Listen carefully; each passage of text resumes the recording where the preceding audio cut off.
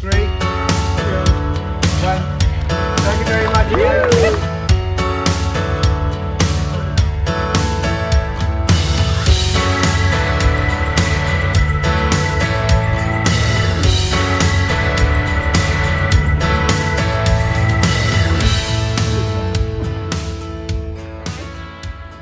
So that was Nick during his debut 100 miler as part of the Brisbane Valley Rail Trail Ultra that was held at the weekend. Super effort from Nick. It was a point-to-point race from Yarraman, which is about a 2-hour drive northwest of Brisbane, finishing at Ipswich, which is a city in its own right on the outskirts of Brisbane, about 40 minutes drive west.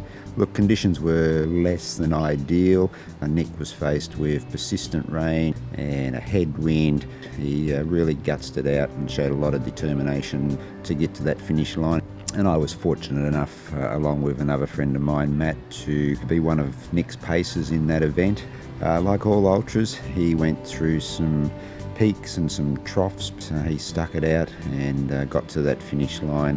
A 6 a.m. start in Yarraman and finishing in Ipswich just a little bit before 2 a.m.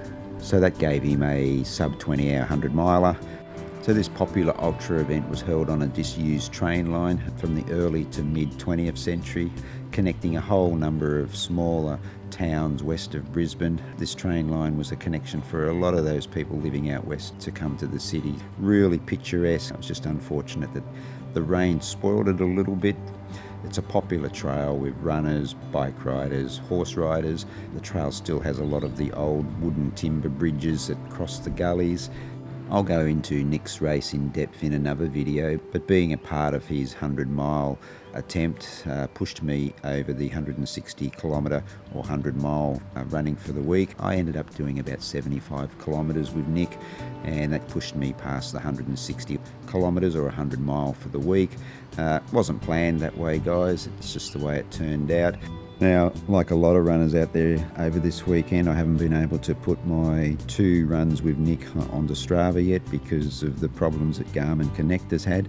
And I know that there has been a lot of grumblings from runners and cyclists about Garmin Connect being down. But guys, what can you do? I'm sure they'll work it out and it will be back up and running before we know it. I must say that today when I'm filming this, which is Sunday, my body's feeling really tired. Probably nowhere near as tired as what Nick is after running 160k or 100 mile.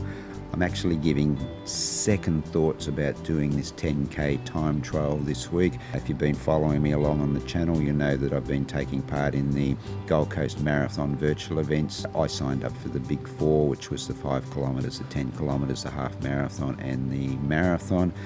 I have done the 5, the half marathon and the marathon. It was just a 10k to go and the plan was to do it this week. I've got until Friday to do that virtual event. See how the body reacts over the next couple of days and we'll weigh it up later in the week. What I want to talk about today too, guys, is age grading for your running. I'm not sure if you've heard about this. It was something that I was introduced to through Parkrun. I'm not sure if you know about Parkrun, but Parkrun's a free weekly time 5k run held in many countries throughout the world.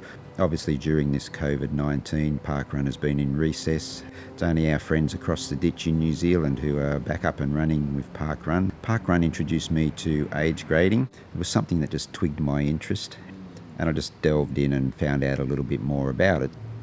Basically what it is age grading takes your time and uses the world record time for your gender and age to produce a score, which is as a percentage.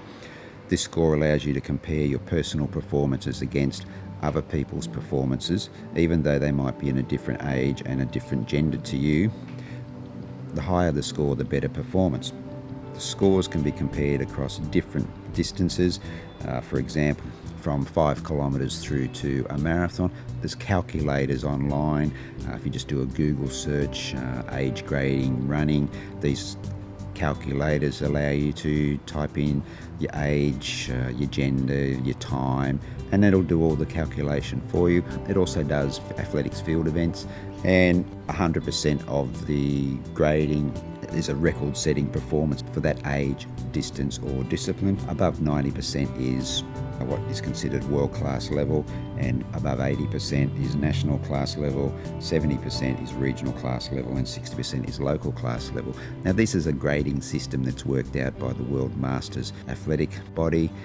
These age gradings shouldn't be taken too seriously, guys. I just use it as a little bit of fun. I know a few years ago I looked a little bit more into these age gradings system through Parkrun. I had a goal to reach 80% grading and finally got there with a 5k 18:02 back in 2017, and I thought I would just revisit this age grading calculator again with the time trials that I've done during July, just as a measure to see how I was sort of tracking compared to where I was 3 years ago when I felt that I was running really well and knocked off those 2 sub 3 hour marathons. I was really surprised that when I put the calculations in for the 5k that it popped up with over 80% grading, and then the half marathon was just under that 80% grading. It sort of shows that I'm still tracking on that same level where I was 3 years ago compared to my age. Again, this grading system, just treat them as a bit of fun, maybe a little bit of banter with your local running group or your friends or whatever. Okay guys, that's about it for this video. Stay safe, happy running, and I'll catch you in the next video. Hooroo.